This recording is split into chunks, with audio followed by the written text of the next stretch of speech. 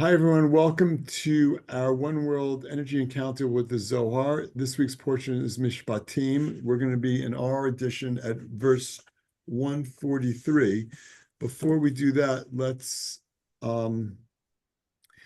invite in the Kabbalistic lineage of the Rav and Karen and Michael, Rav Ashlag, Rav Brandwein, the Ariya Kodesh, the Ramchal, Rabbi Tarfon, Rav Avram Razulai, Rav Menachem Mendel of Vitebsk, Rav Kolonu Mishapir Piasetzon, the Baal Shem Tov, Rav Shimon Bar Yochai and all the students, Rav Mordechai of Chernobyl, One Soul with Yosef Tzadik and Shechem.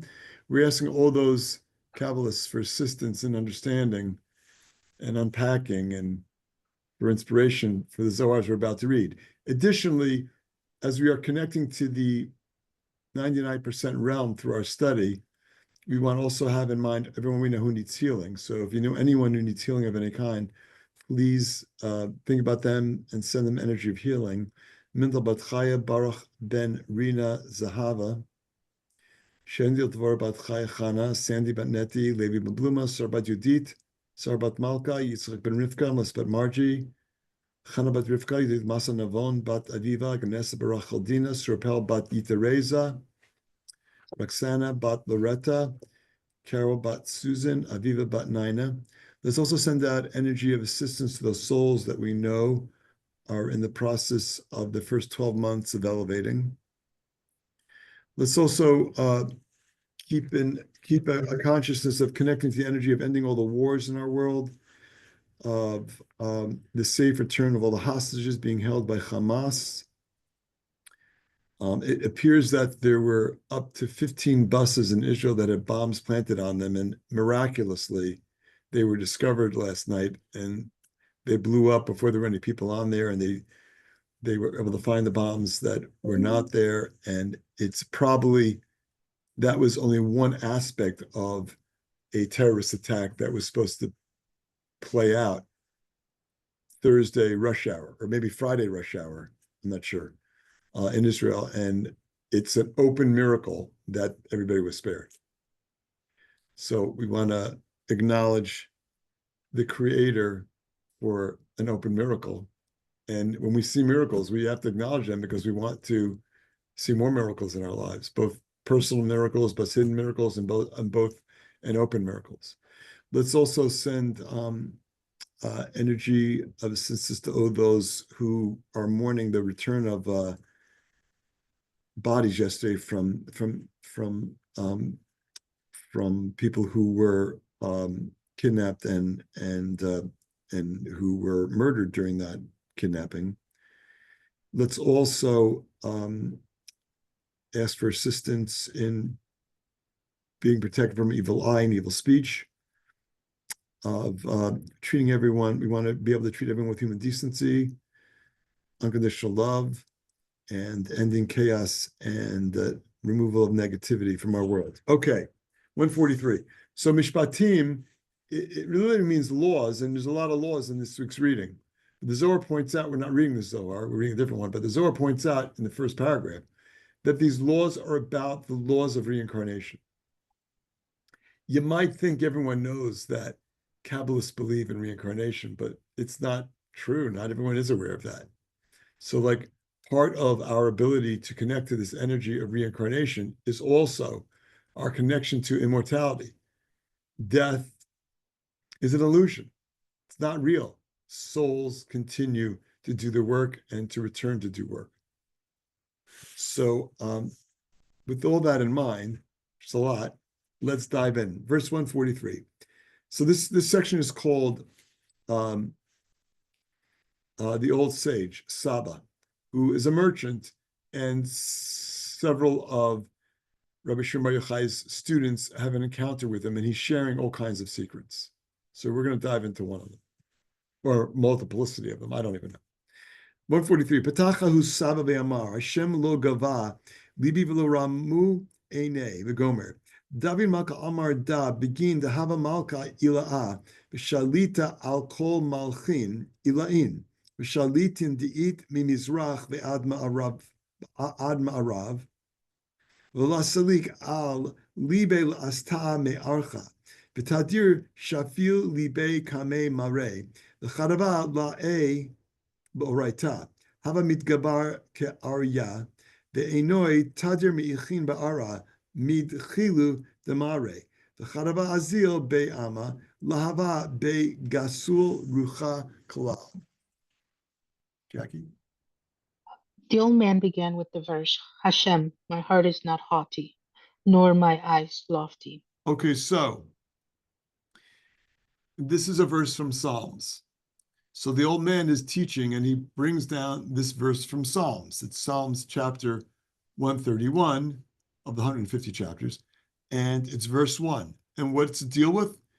Well, what does it mean, my heart is not haughty? This is about humility.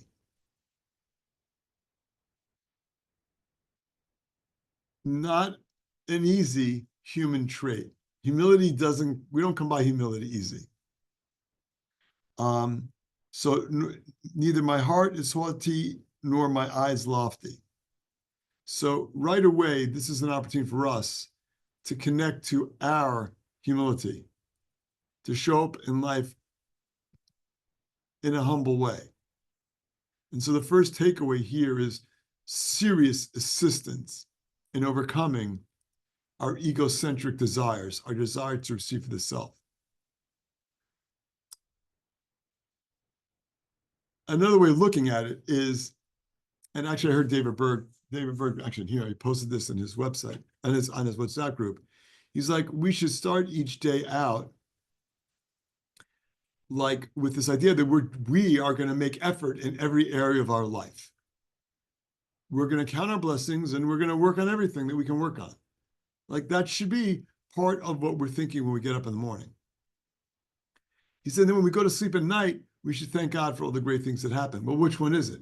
Was it me doing my work, or did these things come from the Creator? So we need to do our work. We need to work on ourselves. We need to work on a whole host of things. But ultimately, it's all coming from the Creator. It's a paradox that we are creating an awareness of.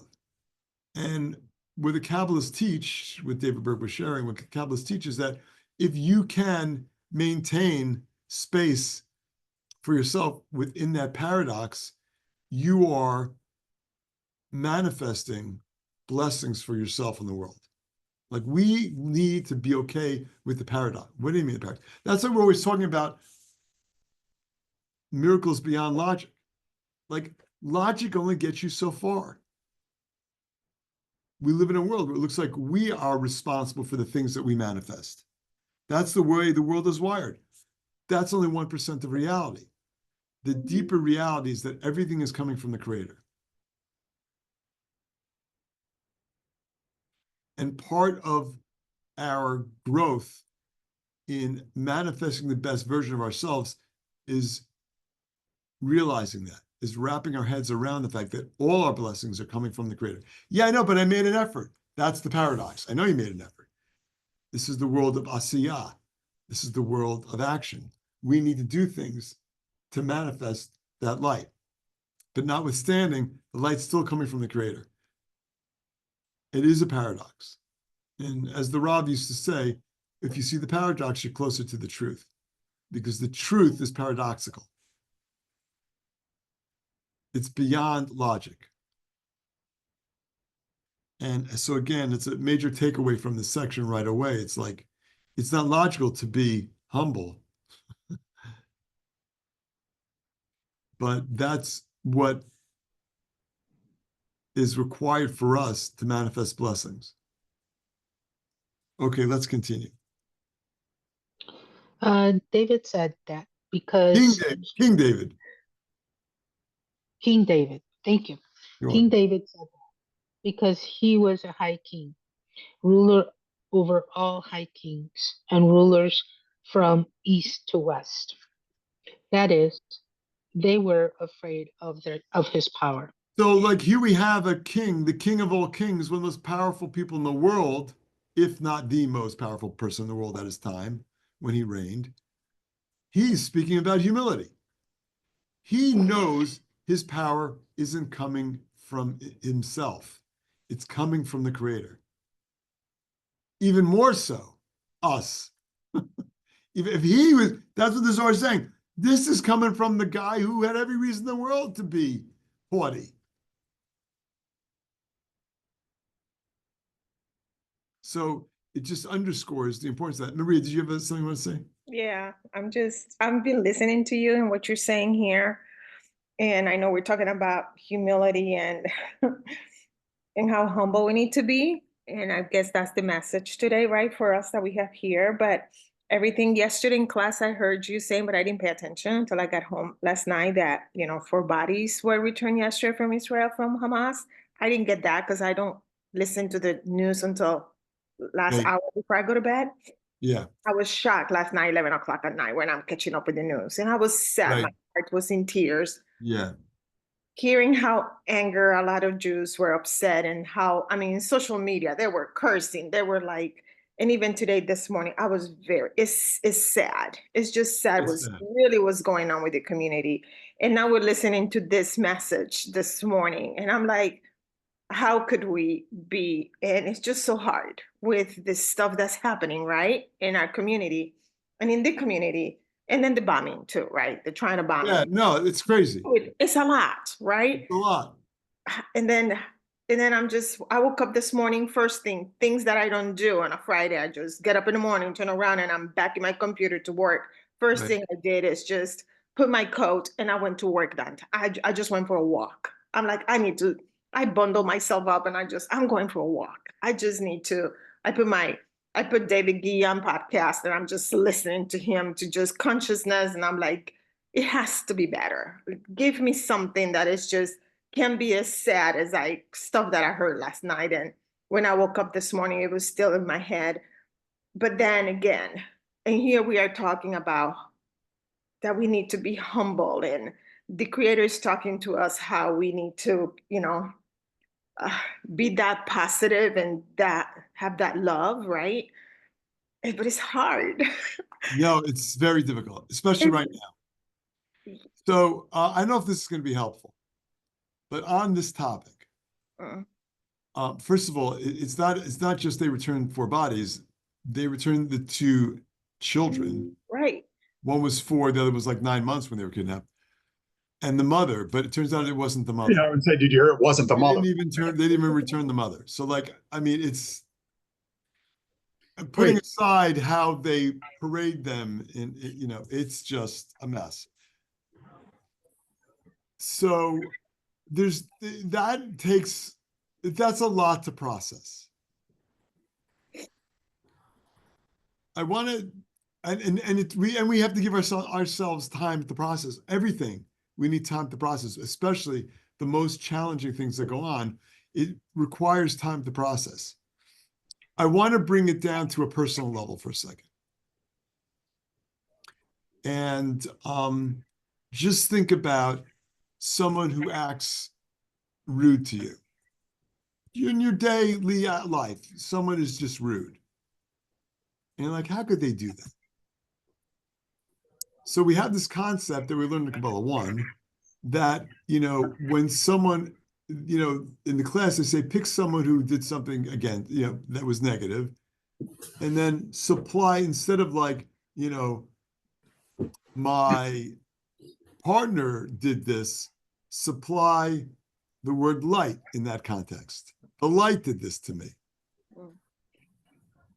So someone acted rude, but now I'm saying it's actually the light that acted rude. The light doesn't act rude. So what does that mean? So I had a conversation with my teacher about this yesterday. So, which I want to share. He's like, when things happen, when we are challenged, when we're in pain over just the little things that go on, which are legitimate. I feel rejected. I feel hurt. I feel abandoned. I feel unimportant. I feel like I don't matter.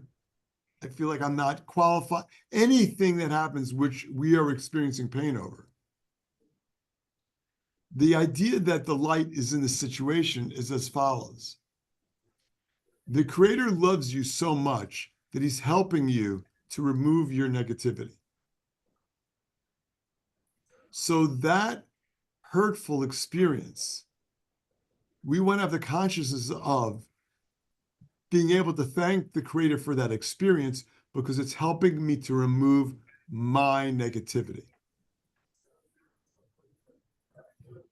So, and it's helping to move my negativity about the things I know and helping to move negativity about things I don't even know about, that I may never know. So that we have the opportunity to transform those challenges into blessings because it's removing my negativity with a limited amount of pain and suffering. Someone's rude to you, okay, it could be a lot worse. Your house could have burned down. So all these things that happen are opportunities for us to remove our negativity and manifest the things that stand in the way of us manifesting the best version of ourselves. And so when things happen, that's just in our personal experience. But when things happen in a broader context in the world, it's an opportunity for us to connect. Listen, we could show up and just like ignore it. Plenty of people are. But the opportunity that we have is to grow in our compassion and our understanding. And I'm not feeling what those families are feeling. But I'm feeling the pain. So part of feeling the pain is that's the human experience. We should be feeling that pain. Only to the point that it's not incapacitating us. So again, the pain that we're all experiencing is an opportunity for us to remove our own blocks, to remove our negativity, to heal in other ways. Heal in ways I don't even know. So there is purpose in it. That's part of the human experience. We didn't come here to just party the whole time. There's always consequences for the things that we do. We're here to elevate our souls. We're here to remove our blockages. We're here to remove our negativity. We're here to remove our self-centeredness and our ego-based desires. And so all these things are opportunities for us to lean into greater compassion, greater understanding, greater boundaries, more restriction, more discretion. We have those experiences, and part of what we come away with is I need to not involve myself with certain people that are rude.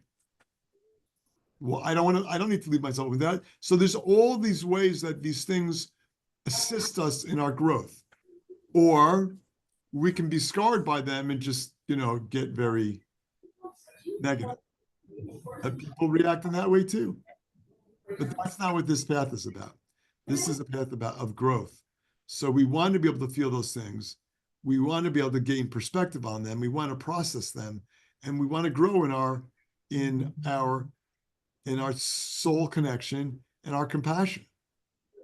And here we are every day reading Zohar, and when we read Monday through Friday as a group, we're asking to end the wars. We're asking to end the war. We're asking for energy of protection. I don't know how many thousands of people were spared in Israel yesterday. Because the thing I heard was they set the bombs for 9 a.m., except they set it for 9 p.m. They didn't go off at the right time. And it wasn't Israeli security that found the bombs. It was some woman who saw something strange on a bus and pointed it out, and then everybody fell into line and started searching. So it's not even that the intel caught that. It didn't. And there are other things that were planned that are not really verifiable. So again, it's like that's where we have to navigate the events that happen in our lives. We want to be appreciative of the blessings that happen, and we want to look at the challenges that happen and look at the pain that we experience as opportunities to heal, to remove negativity in the most compassionate way possible. That helpful? I hope so. And again, part of being humble is understanding that, You could say that, oh, they found the bombs and the buzz. Oh, what a great series of coincidences. No, it's a miracle. It comes from the Creator. We can merit miracles in our life, but it's all coming from the Creator. And part of what we're doing is elevating our consciousness. Like, we want to always be in a higher consciousness. Because when we're in a higher consciousness, we're able to connect to the light. We're able to manifest the blessings. The moment I think it was me who did it, I've disconnected from the light. I literally disconnected from the light. When I'm like overwhelmed in sadness, not that we shouldn't be sad, but if it's overwhelming and it's depressing, I'm not. If I don't have joy at some level, I cannot connect to the light. And so paradoxically, I can't manifest more blessings. So it's a delicate balance, and the only thing we control is our consciousness. It's about it. So we want, and again, this particular Zohar is an opportunity for us to align our consciousness with the light, and be aligned with the light, be able to channel the light, and be able to put perspective on the crazy things that are going on.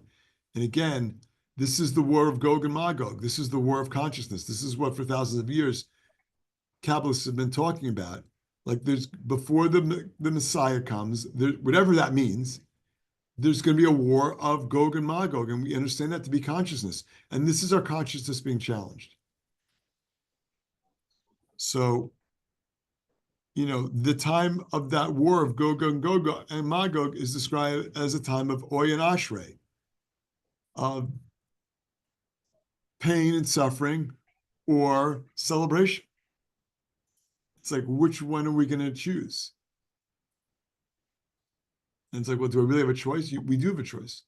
By aligning ourselves with the light, seeing the challenges that happen as opportunities for us to remove our negativity, to cleanse our negativity,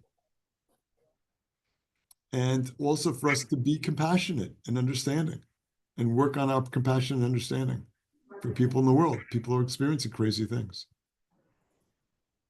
Okay, let's continue. Thank you for sharing that, Maria. That is, they were afraid of his power. Yet it did not enter his mind to deviate from the way. And he always humbled his heart before his master.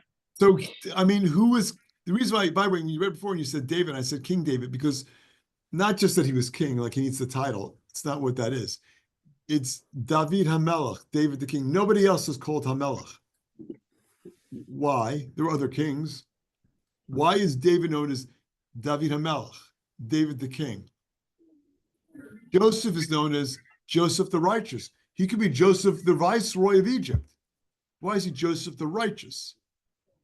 And what is it about Joseph the righteous and the king? Like, why am I even bringing them both up? Because Joseph the righteous represents the point through which all blessings flow through our world. He is the channel.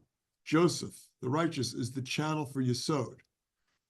And so righteousness is indicative, that word is a clue to the connection to Yesod, to manifestation and blessings.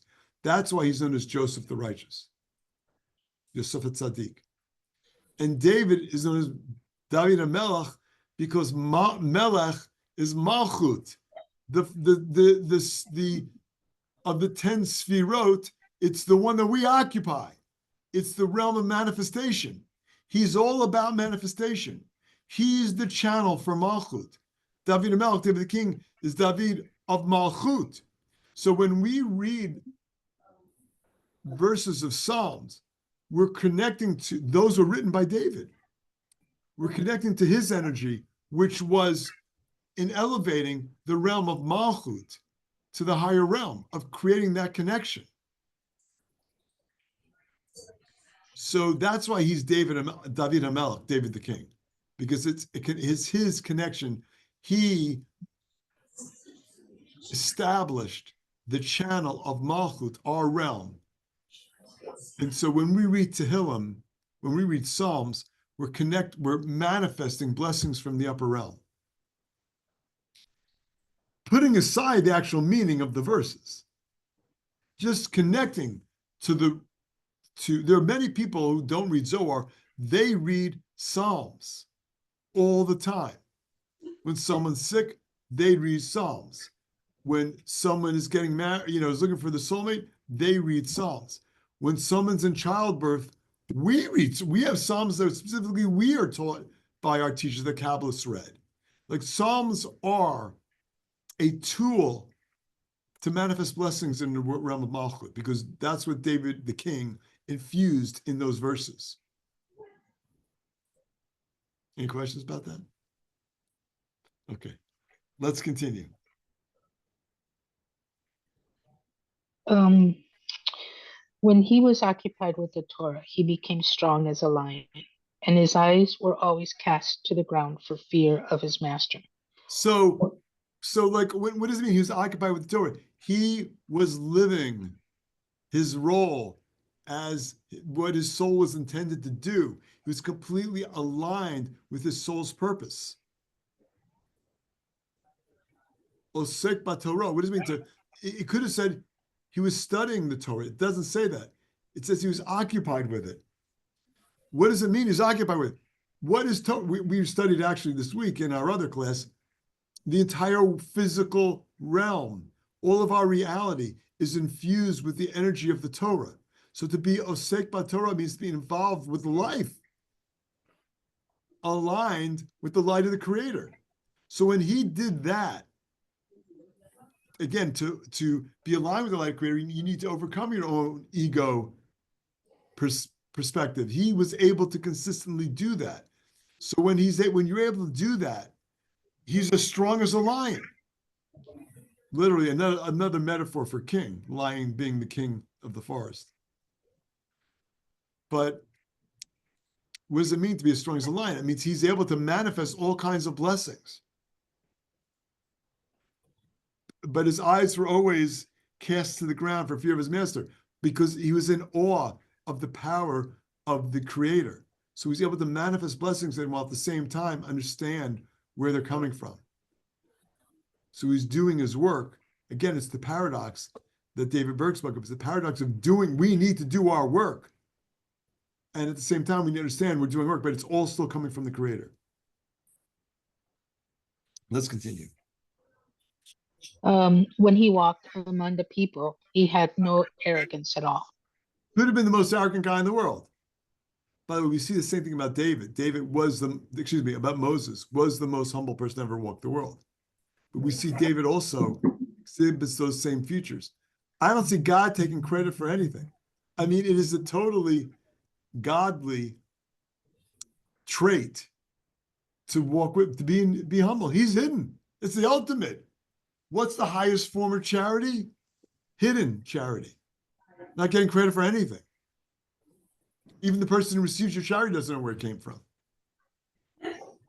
Another paradox. Because it feels good to help somebody. You want them to acknowledge it. Okay, well, you can. It's still charity, but it's not the highest form, because that's a desire to receive for the self. Giving charity, not receiving anything, that's a desire to receive for the sake of sharing. I'm literally sharing. I'm not even getting credit. I'm not getting anything back. In charitable circles, when you're raising money to build the building, everyone's putting their name on everything. It's one of the ways of that directors of development fundraisers understand they can raise more money when people are able to put their name on it. But it's less charity. It's still charitable, but it's less so if I'm receiving something in return. It's not right or not wrong. I'm just saying it's not as high of a form of charity, which reminds me of the Larry David episode where everyone's giving money and saying it's anonymous, but we know who it is.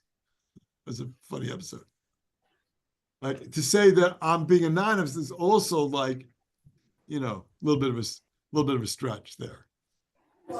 But again, people give anonymous because they don't want the recognition, because then they're receiving something. So again, another example of the ways in which that we are humble. I am Eved Hashem. The Creator's the master, and I'm just doing his work. That's all I'm doing. His work. Well, my job assignment. Well, what's your job assignment? Well, I have a soul and it has a purpose, and I'm aligning myself with my soul's purpose. You think your soul needs recognition? Is your soul humble? Yeah. Yeah. That's why it gets so drowned out by ego. Absolutely. We don't, it's our, and again, I'm not judging anyone for wanting recognition or helping people. It's normal. It's human.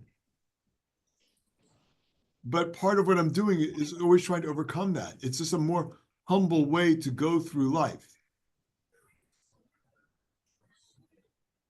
And Moses exhibited those traits, and King David does, and that's what this section is about. And this is an opportunity for us to connect with that. Look, I'm telling you, from my perspective, we're reading Zohar every day, and we're praying for peace in Israel, and we're praying for protection every day. And, you know, I believe that we contribute to those miracles when Iran is sending, hundreds of missiles into Israel, and they get shot down and they land in open fields and no one gets hurt. Like, those are miracles. Like when we're connecting to the Zohar, we're connecting to our soul, we're manifesting blessings.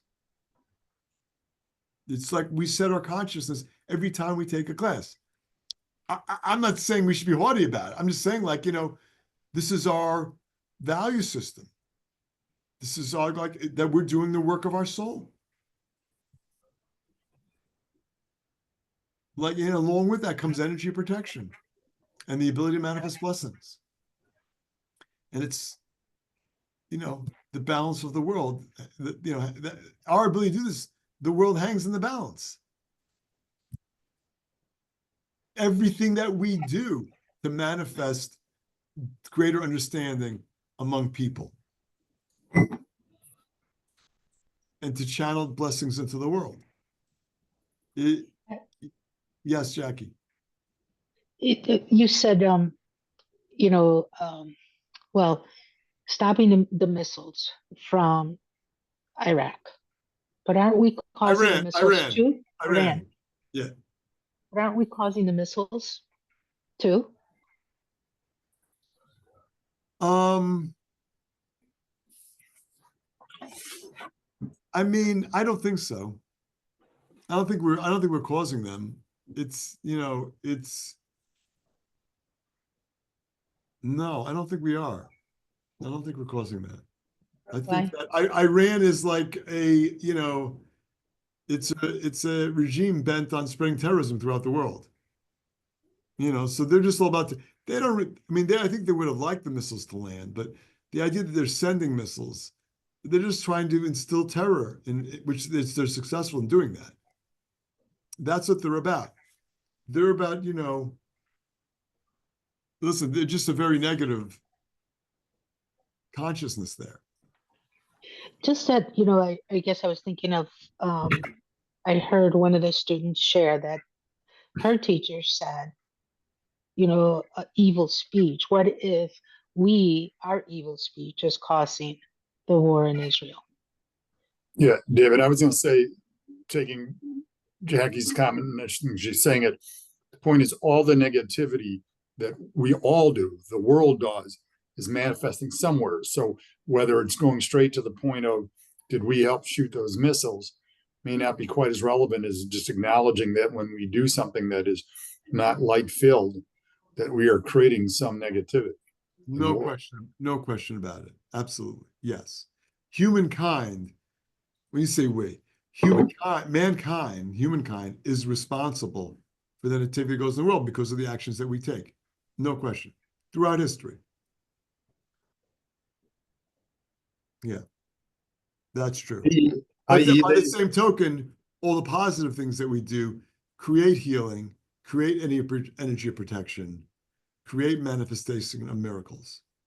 Like, that's, again, like when I've talked about this before, but like, our teachers talk about maintaining an elevated consciousness. When I'm maintaining an elevated consciousness, I'm only connecting with the energy of positivity. We all experience low consciousness where we get hurt and we pissed off at somebody and, we do negative things, we say negative. That's our lower consciousness. I get reactive, I get triggered, I don't feel like anyone's appreciating me. That's a lower consciousness. Those things are helping to help us with our cleansing. So again, even there is an opportunity to elevate our consciousness. So that's one of the things to elevate your consciousness, you have to work on it. To have a low consciousness, you don't do any work at all. You really don't. It's easy to maintain a low consciousness, just be reactive about everything.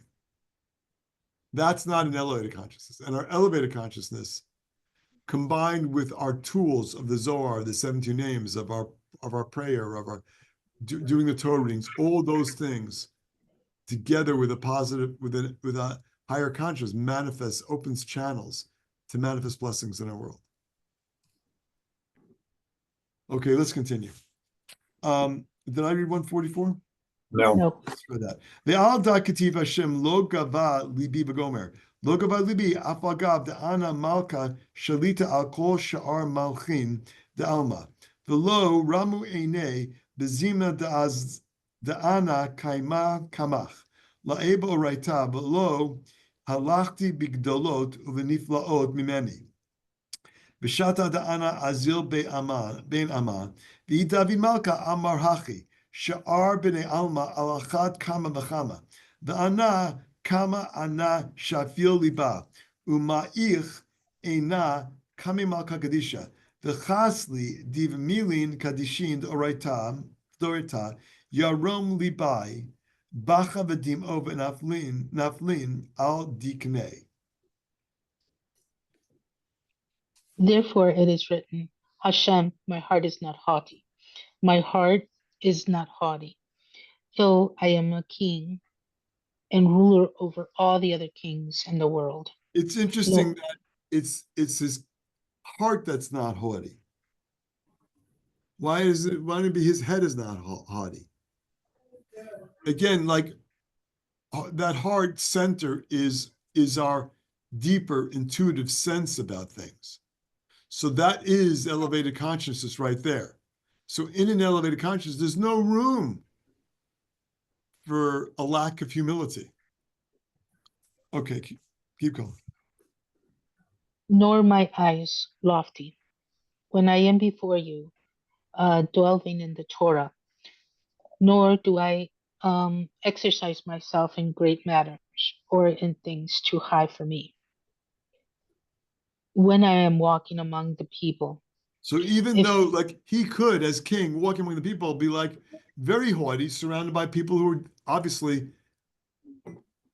members of his kingdom, he's the king. He's not even haughty then. By the way, this is an amazing trait for us to always have, no matter what setting we're in. We're not better than anybody around us. We're just not. Our consciousness may be elevated, but part of being an elevated consciousness is understanding everybody's here for a reason and doing what they're doing for a reason. Everybody is here for a reason. Go ahead. If King David said so, how much more so the rest of the people in the world? And I, how humble of heart, and I am, and lowering my eyes before the Holy King. Far be it for me to be proud in the holy matters of the Torah. He wept, and his tears fell on his heart. Fascinating. So the Saba, the old man, is like, again, he's expressing these ideas of humility, even for himself. And again, we don't know who this is, and we don't know how elevated or not. Obviously, very elevated because he's in the Zohar and he's teaching the students stuff. But again, he could also lack humility with his knowledge, with his articulation of these things. He's not. It's just the opposite. He realizes this is what he's connected to, that he is just a channel, and that he himself is manifesting these insights and these blessings because they're coming from the Creator. And so one of the other takeaways here is that our opportunity to connect to our inner wisdom, to our heart-centeredness, to our intuitive abilities, to our ability to see a deeper reality. One of the things that I was studying with some other people this week is this idea that we experience, we look at intuition or like, a premonition as like, oh my God, I got this gift just like popped into my head. That's a stream that's going on all the time. That intuitive information, that deeper reality is available 24/7 and never shuts down. We just get in the way. Our lack of humility is what gets in the way. Our egocentricity, our desire for the self, our getting sad, our feeling lonely is what gets in the way. It's what disconnects me from the light. It's what disconnects me from my ability to see my deeper purpose, to see my soul's purpose, and to receive additional gifts of insights into what's going on. So anything that happens, we need to find a way to process it and process it in the best way possible so we maintain our connection to the light. We maintain our ability to channel blessings. We maintain our ability to make the world a better place. Okay. Hey, David, just super quickly, because Yes. you said it, but simply stated, when it said, and I was thinking this when they just said it now, when he said, I'm still humble, they know they need the humility so that they stay connected. You said that, and I don't mean to sound wrong, like longer winded, just right to the point was they know that if they aren't humble, they're losing that connection. Absolutely. And again, it's a paradox that we have to process and live with. Okay, everybody. Thank you. Wait, one more Thank you. Yes, correction. yes, yes. He wept and his tears fell on his beard. Yes. I said heart, but Yeah. it's his beard. Okay, great. Okay, cool. Thank you. Shabbat shalom, everybody. Have a great Shabbat weekend. shalom. All right, Shabbat Shalom. you. Love you all. Have a great Shabbat. Love you. Thank Love you all. you.